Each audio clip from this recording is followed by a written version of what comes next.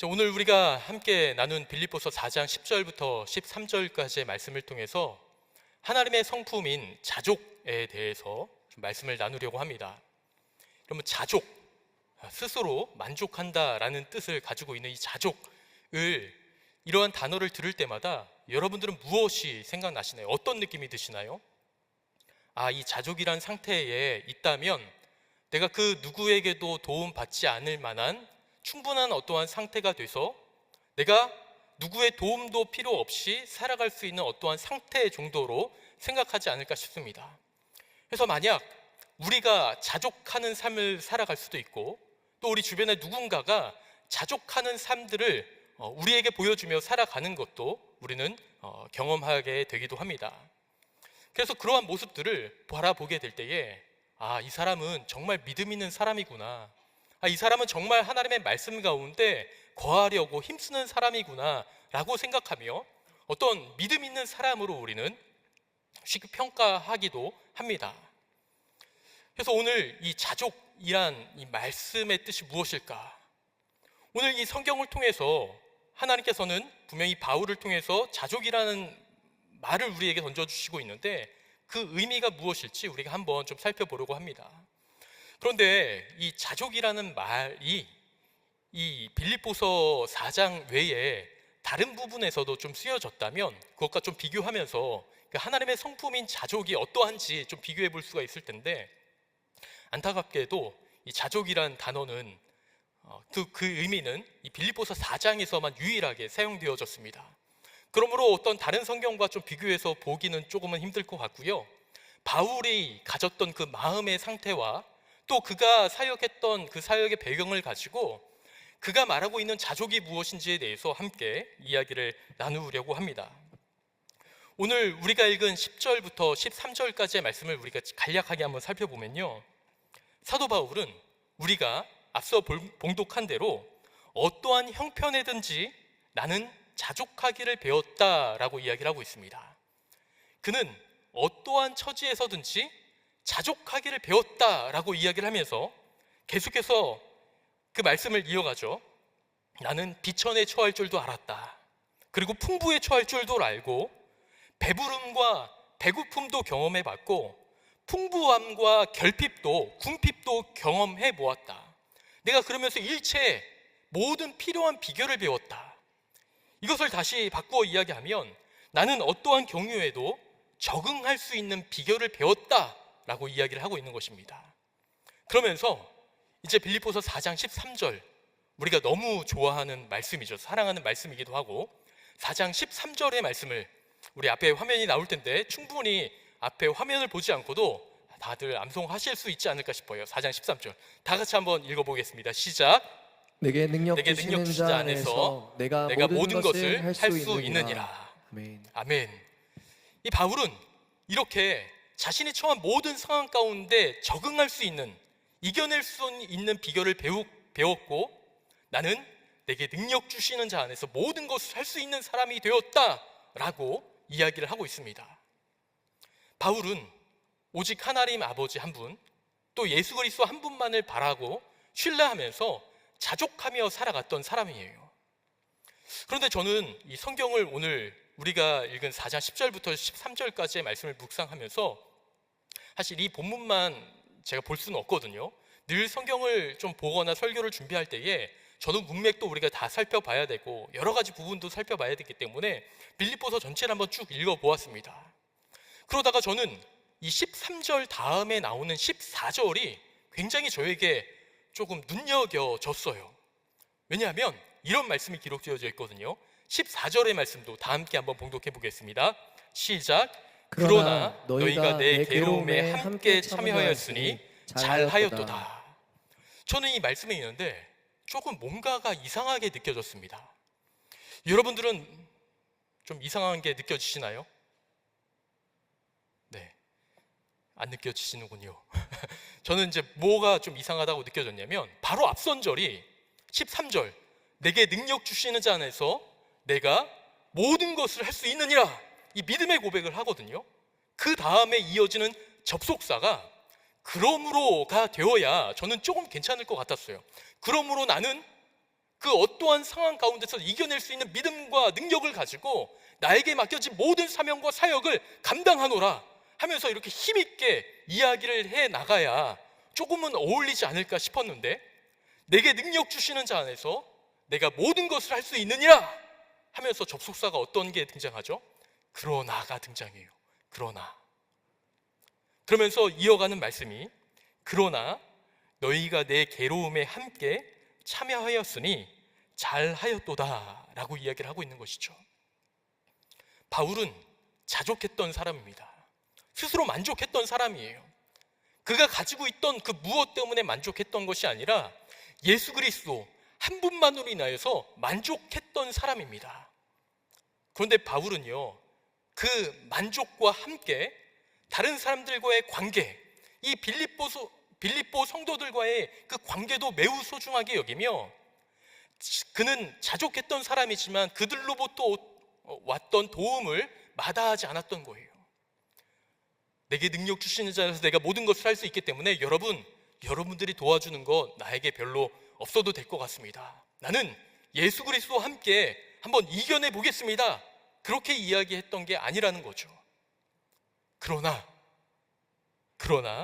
너희가 나의 괴로움을 알고 나를 도와줬으므로 내가 정말 큰 은혜를 받았다, 큰 위로가 됐다라고 이야기를 하고 있는 거예요. 그는 하나님 앞에서 완전한 자족을 나름대로 이루려고 힘썼지만 동시에 성도들의 도움도 기꺼이 받아들이면서 자족과 함께 그 성도와의 관계도 이어나가는 것을 볼 수가 있습니다.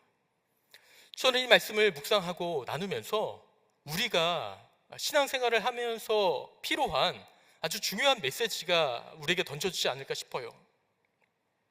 참된 그리스도인의 삶은 자족하는 삶과 함께 관계라는 그 모습도 함께 가지고 나아가야 한다는 것입니다.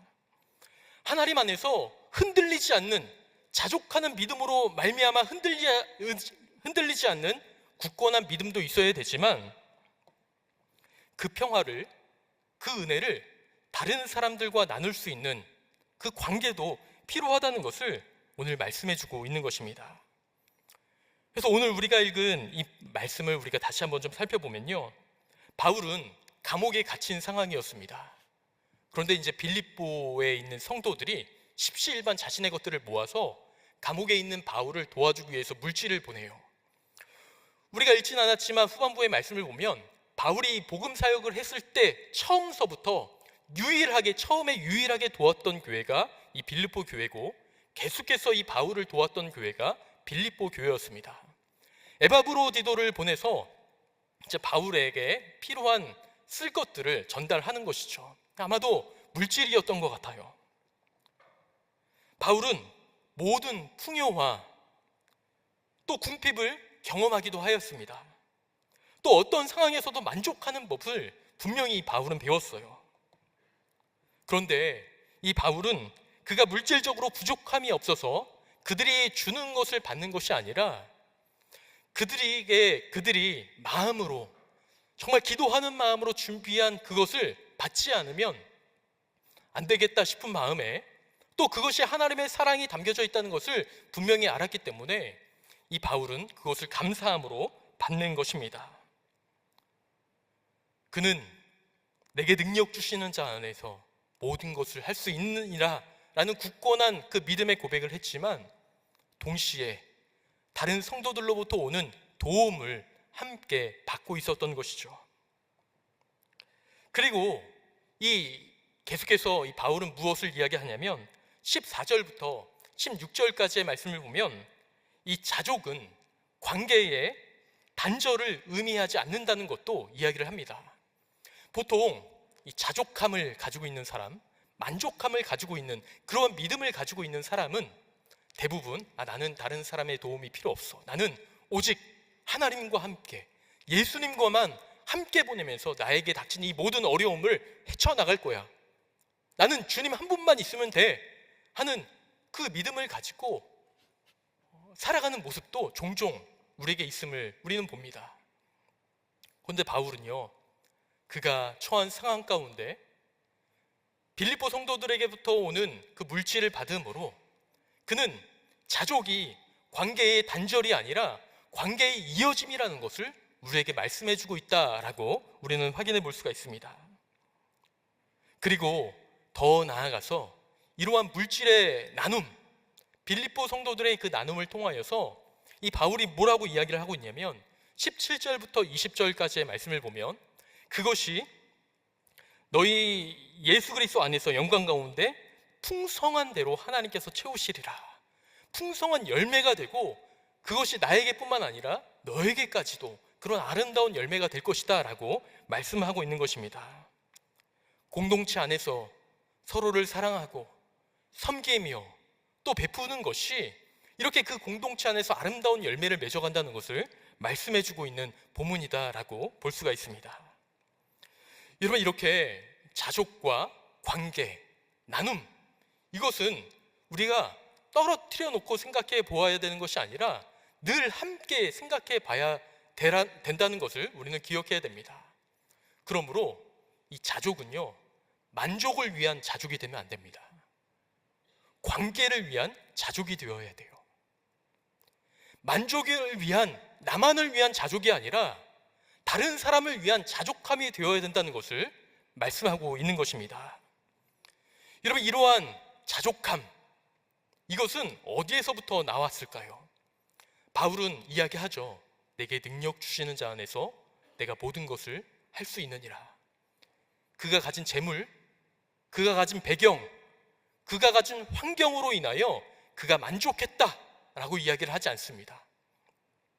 예수 그리스도를 통해서 그는 만족함을 배웠고 자족함을 배웠다라고 이야기를 하고 있는 거예요. 그에게 있는 그 만족함과 자족은 예수 그리스도께로부터 나오는 것입니다. 예수님은 하늘의 모든 영광을 버리시고 이 땅에 가장 낮은 모습으로 오셨어요. 그분은 이 땅에서 어떻게 보면 가장 큰 궁핍을 경험하셨습니다. 그리고 그 궁핍의 최절정은 아마도 십자가가 아닐까 싶어요. 십자가에서 하나님께 대한 사랑의 궁핍, 다른 사람들과의 관계의 결핍, 궁핍을 예수님은 십자가에서 경험하게 되었습니다. 하나님과의 완전한 단절, 예수님을 따르던 제자들과의 완전한 단절, 예수님은 그 십자가 위에서 그런 완전한 관계의 결핍과 궁핍을 경험하셨습니다. 그런데 예수님께서는 그 십자가 위에 뭐라고 말씀하셨죠? 내가 다 이루었다, 내가 다 이루었다 라고 말씀하고 있어요. 그러므로 예수님에게 있었던 그 결핍과 궁핍은 예수님을 해하거나 또 그를 괴롭게 했던 것이 아니라 오히려 하나님의 뜻을 이루는 어떠한 통로가 되었다는 것을 우리는 살펴볼 수가 있습니다. 또한 예수님께서는 이 땅을 사시면서 수많은 사람들과의 관계를 통해서 사랑을 실천하셨어요. 제자들의 발을 씻기도 하셨고요, 죄인들과 함께 식사를 하시기도 하셨습니다. 또 아픈 자들을 고치기도 하셨어요. 예수님은 정말 그 누구 못지않게 자족하셨던 분이지만 늘 사람들과 함께 하시며 그들과 관계를 맺어 가셨습니다. 그분은 우리를 구원하시기 위해서 자신을 기꺼이 내어주셨고 또 우리를 하나님과의 늘 새로운 관계로 초대하기 위해서 우리를 하나님 앞으로 이끄신다는 것을 우리는 늘 보게 됩니다. 그러므로 예수님께서도 자기의 삶에 대해서, 이 땅에서의 삶에 대해서 자족하셨을 뿐만 아니라 다른 사람들과의 관계를 끝까지 끊임없이 이어가시며 자신의 모습을 살아갔던 것을 우리에게 보여주고 있습니다. 여러분, 앞서 말씀드렸지만 이 자족은 만족을 위한 것이 아니라 다른 사람을 세우고 그 아름다운 관계를 이어나가기 위한 자족이 되어야 한다는 것을 기억하시기 바랍니다. 그러므로 우리가 오늘 이 한 시간 함께 주님 앞에 기도하며 나아가게 될 때에 우리가 기도해야 될 것이 있다면 나를 위한 기도가 아니라 다른 이들을 위한 기도가 되어야 하지 않을까 싶어요. 여러분, 우리는 신앙생활 하면서 정말 많이 기도해야 된다는 것, 늘 기도해야 된다는 것 우리는 너무나 많이 들었고 알고 있습니다. 그렇다면 여러분, 제가 한번 질문을 해볼게요. 성경은 무엇을 위해서 기도하라고 말씀하고 계실까요? 우리에게 무엇을 위해서 기도하라 라고 말씀하실까요? 사실 저도 잘 모르겠어서 찾아봤습니다. 막 성경의 여러 부분들을 찾아봤어요. 그랬더니 제일 먼저 저는 생각났던 게 예수님께서 가르쳐 주셨던 기도예요. 하늘에 계신 우리 아버지여, 이름이 거룩히 여김을 받으시오며 나라가 임하시오며 뜻이 하늘에서 이루어진 것 같이 땅에서도 이루어지이다. 예수님께서 너희는 이렇게 기도하라 라고 말씀하시면서 하늘의 것, 하나님의 영광을 구하고 그 하나님의 영광이, 하나님의 은혜가 이 땅 가운데에도 일어나길 위하여 기도하라 라고 말씀해 주고 계세요. 그리고 일용할 양식을 구하라, 죄 지은 자를 위하여 기도하라 라고 말씀하십니다. 보면 굉장히 대부분 이타적인 거예요. 하나님의 나라를 위하여서, 또 죄 지은 자를 위하여서, 다른 이들을 위해서, 하나님의 나라가 이루어지기를 위해서 기도하라 라고 말씀하고 계세요. 그런데 우리는 주로 무엇을 위해서 기도하죠? 나 자신을 위해서, 나의 가족을 위해서, 나의 교회를 위해서, 나의 것들만 위해서 기도하는 우리들의 모습을 종종 발견하지 않을까 싶어요. 저는 신약에 이 바울이 이야기했던 기도의 내용들도 한번 살펴보았습니다.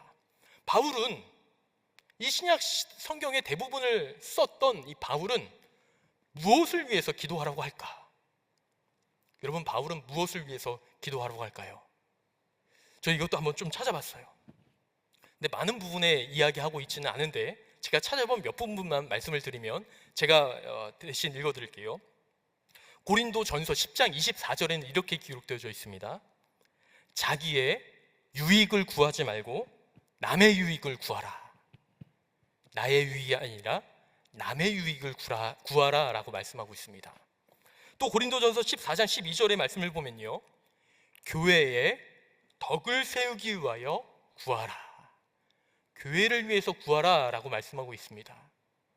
또 에베소서 6장 18절의 말씀을 보면 이렇게 기도하라 라고 이야기를 해요. 너희는 여러 성도를 위하여 기도하라, 여러 성도를 위하여 구하라 라고 말씀하고 있습니다. 너 자신을 위해서 기도하라 라는 그 말씀을 찾으려고 했는데 제가 능력이 없어서 그런지 못 찾겠더라고요. 없어요. 그런데 딱 한 군데를 찾았습니다. 그것이 어디냐면 우리가 너무나 좋아하는 말씀이에요. 빌립보서죠 4장 6절과 7절. 이 말씀도 우리가 너무나 좋아하고 사랑하는 말씀인데 우리 두 절의 말씀도 다 함께 봉독해 보겠습니다. 시작. 아무것도 염려하지 말고 다만 모든 일에 기도와 간구로 너희 구할 것을 감사함으로 하나님께 아뢰라. 그리하면 모든 지각에 뛰어난 하나님의 평강이 그리스도 예수 안에서 너희 마음과 생각을 지키시리라. 아멘.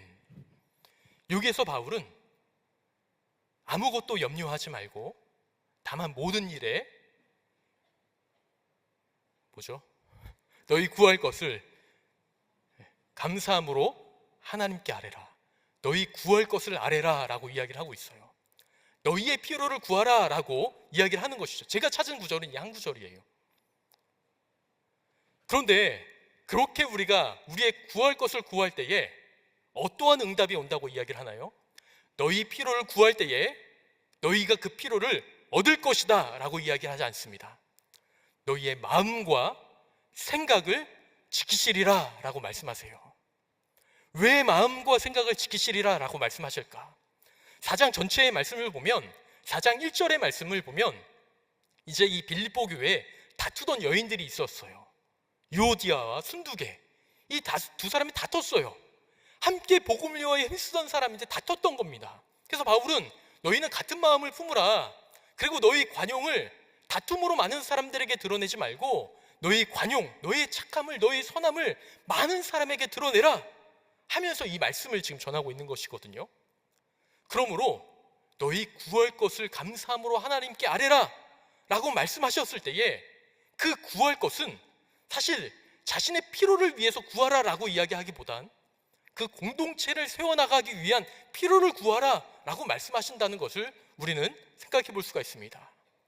그러므로 그렇게 기도할 때에 하나님께서 우리의 마음과 생각을 지키셔서 우리가 하나 될 수 있도록, 우리가 더 연합될 수 있도록 우리를 이끌어 가신다는 것을 말씀해 주고 있는 것입니다. 앞서 말씀드렸던 고린도전서 10장과 14장, 에베소서 6장의 말씀도요, 다 그 성도들과의 관계에 대해서 이야기를 하면서 너희는 기도하라, 너희는 구하라, 너희는 그렇게 힘써 행하라 라고 이야기를 하고 있어요. 그리고 오늘 우리가 읽진 않았지만 빌립보서 4장 9절에는 뭐라고 말씀하시는지 이 말씀도 한번 다 함께 봉독해 보겠습니다. 시작. 너희는 내게 배우고 받고 본바를 행하라. 그리하면 하나님이 너희와 함께 계시리라. 아멘. 지금 이 바울도 너희는 나에게 배웠던 것, 나에게 받았던 것, 나에게 들었던 것을 본받아 행하라. 그리하면 평강의 하나님이 너희와 함께 하시리라 라고 말씀하고 있는데, 이것도 그 교회가 하나 되기 위해서, 그리고 그 모든 관용을 다른 사람들에게 드러나 하나님의 영광이 나타나기 위해서 이렇게 너희는 힘써 행하라 라고 이야기를 하고 있는 것입니다. 그러면서 이 바울은 오늘의 본문을 이어가는 거죠. 나는 일체에 자족하는 비결을 배웠다. 나는 풍부해져도 보았고 정말 궁핍해 보기도 하였다. 나는 배가 부르기도 하였고 배가 고파 보기도 하였다. 나는 수많은 상황들과 환경에 놓여봤지만 나는 일체에 자족하는 비결을 배웠다. 그 비결은 예수 그리스도, 그분 안에서 나의 삶을 드리며 살아갈 때에 내가 경험할 수 있었던 것이다. 그러므로 너희가 삶을 살아갈 때, 교회 안에서의 그 공동체의 삶을 살아가게 될 때에 서로에게 대한 나눔과 베품과 또 이 빌립보 성도들이 보였던 그 섬김도 함께 이어가라는 것을 말씀해주고 있다라고 우리는 확인해 볼 수가 있습니다. 여러분, 이 자족은요, 나의 만족을 위한 것이 아닙니다. 우리의 자연됨, 우리 마음의 평안함을 위해서 하나님께서 허락하신 것이 아니에요. 나의 자족함을 통하여 그 다른 사람에게 그것이 흘러가기 위해서 우리에게 허락하신 성품이라는 것을 기억해야 됩니다. 그러므로 하나님, 오늘도 나는 내 삶에 만족하며 오늘 하루도 살아갑니다 하며 기도하고 끝나버린다면 어떻게 보면 굉장히 1차원적인 기도라고 볼 수가 있어요. 우리는 거기에서 한 걸음 더 나아가야 됩니다. 하나님, 나에게 예수 그리스도를 통한 은혜를 허락하여 주셔서 내 삶 가운데 만족함을 주심을 감사드립니다. 하나님, 때로는 너무나 궁핍하고 어렵고 내가 도저히 하나님 앞에 서지 못할 것 같은 그런 상황과 환경에 놓여져 있기도 하지만 하나님, 나는 그럼에도 불구하고 하나님 아버지 한 분만으로, 예수 그리스도 한 분만으로 나는 만족합니다. 그러므로 나를 이렇게 만족해 하신 우리 주 예수 그리스도를 따라서 다른 사람들에게 비록 작은 것이지만 그 사람에게 나의 것이 흘러가기 원합니다. 꼭 물질적인 것만 말씀드리는 것이 아닙니다. 물질이든 기도든 사랑이든 나의 그 무엇이든 흘러가야 돼요. 흘러가지 않고 내 속에 고여 있으면 그것은 점차 썩어지기 마련입니다. 하나님께서 오늘 이 시간 우리에게 말씀하시되 만족을 위한 자족이 아니라 관계를 위한 자족, 다른 사람을 세우기 위한 자족이라는 것을 기억하면서 오늘 하루 이 시간 기도할 때에 우리의 기도를 다른 사람들에게 흘려보낼 수 있는, 그래서 나만 살아나는 것이 아니라 다른 사람과 함께 나도 살아날 수 있는 이 시간 기도하는 모든 분들이 되시기를 주님의 이름으로 축원을 드립니다.